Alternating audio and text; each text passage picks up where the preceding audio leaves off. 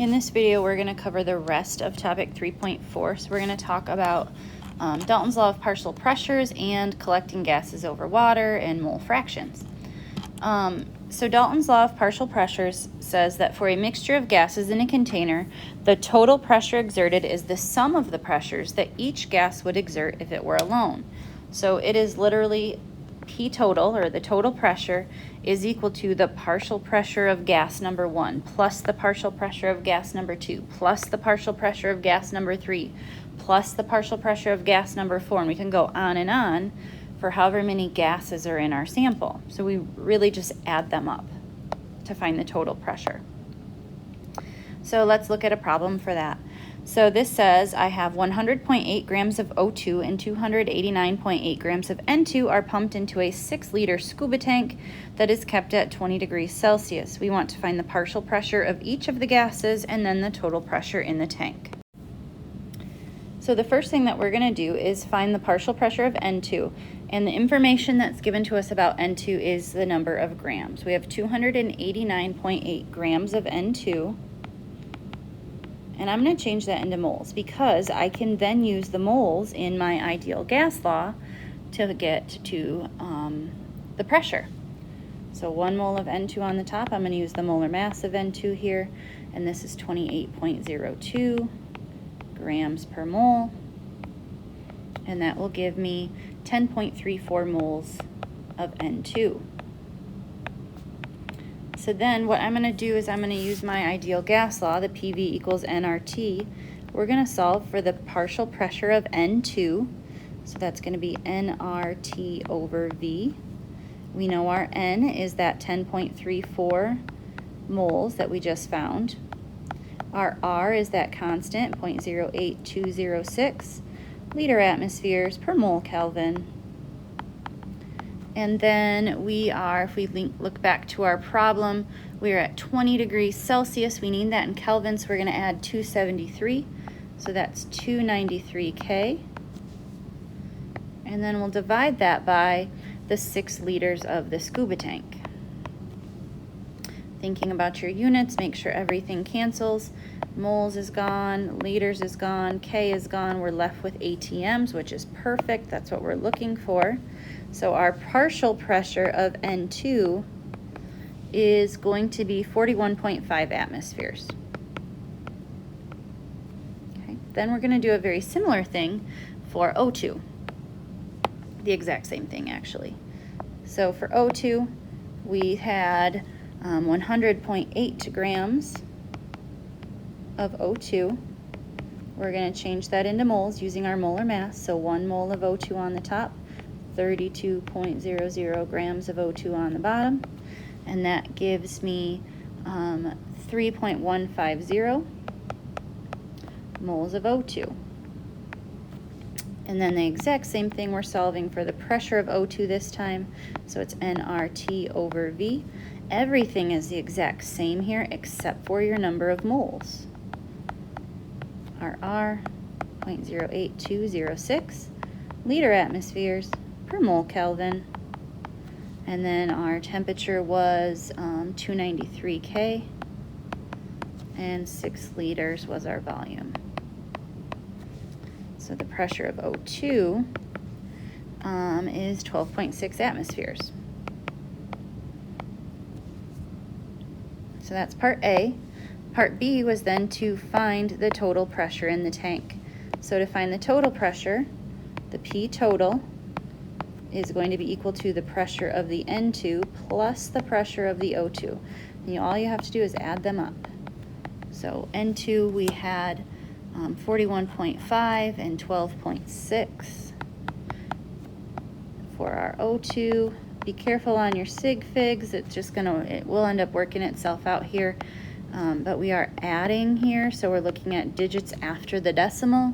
We want 1 digit after the decimal, so 54.1 atmospheres is our total pressure. Okay, so let's move on now to mole fractions. So calculating mole fractions. A mole fraction is the percent composition by moles of a single component in a mixture represented in a decimal form. So This symbol over here, X of A, that means mole fraction of A. I don't know why I did a black highlighter, it's just what it was on. It looks weird. Moles of one component, so that's going to be moles Na, moles of A, in a mixture, divided by the sum of all of the moles in the mixture. That's it, okay? So I'm going to add up the moles of A plus the moles of B plus the moles of C plus the moles of D all the way up to however many moles I have. That will be on the bottom.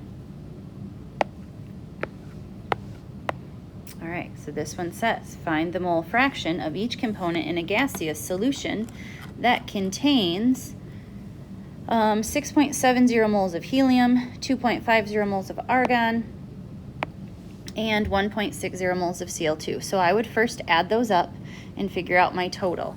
I don't have that written down, so let me do that really quick. 6.7 plus 2.5 plus 1.6. We are adding those together, so we still want to keep our two numbers after the decimal. So our total moles is 10.80 moles. That's our total. So now to find the mole fraction of helium, that's how I would write that. I'm going to do 6.70 divided by 10.80. We're going to leave it as a fraction. And this should be, now you think about sig figs because we're dividing, 0.620 for this one, for helium. For argon, we have the 2.50 moles on the top divided by the total moles on the bottom.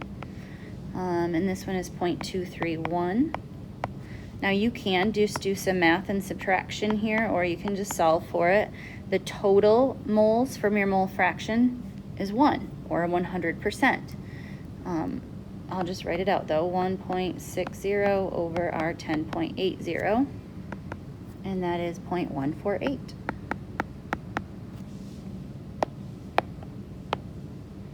Okay, so here's another problem. This one is already solved for us, so we can just talk about it. A gaseous solution contains neon, hydrogen, and helium. The mole fractions of neon and hydrogen are known to be 0.233 and 0.478 respectively. What is the mole fraction of helium? So again, they all have to equal a sum of 1. So I can take that 1, my total, and subtract what I know, and that will give me the one I'm looking for.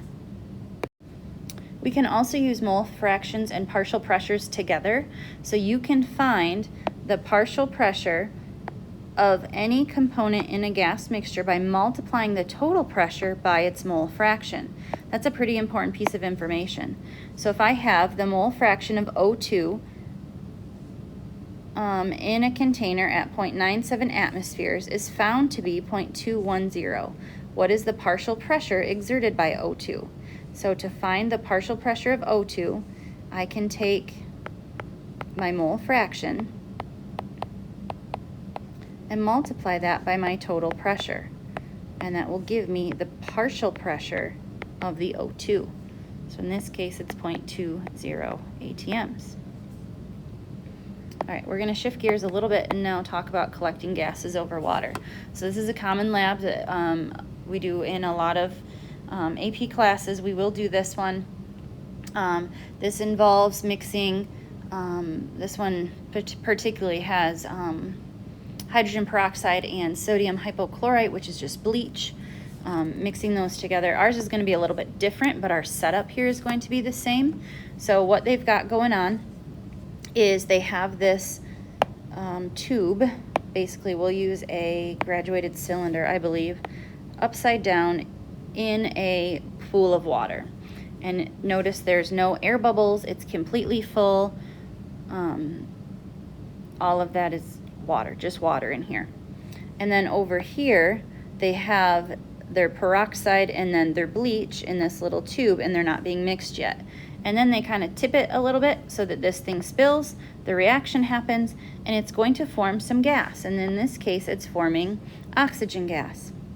So the oxygen gas are these little bubbles.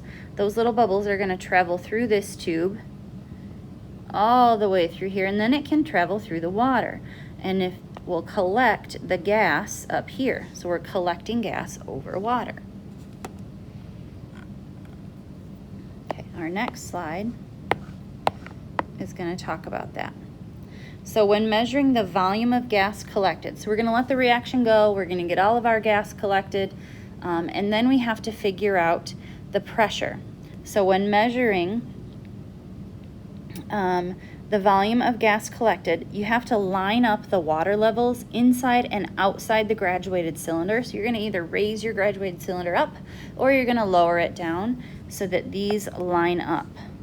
I keep thinking I'm on a pen. So that these line up, okay? And that ensures that the pressure inside the cylinder is equal to the atmospheric pressure.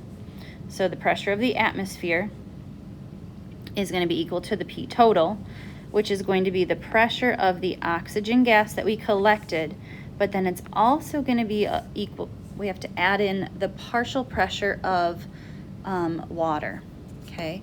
So there's going to be a little bit of water vapor that gets in there, so we need to include that as well. So let's take a look at a problem like this. All right, so this one says we have a 0.129 gram sample of an unknown gas was collected over water at 25 degrees Celsius and 1.01 atmospheres. The collection cylinder contained 37.45 milliliters of gas after the sample was released. The vapor pressure of water is 23.76 millimeters of mercury at 25 degrees Celsius.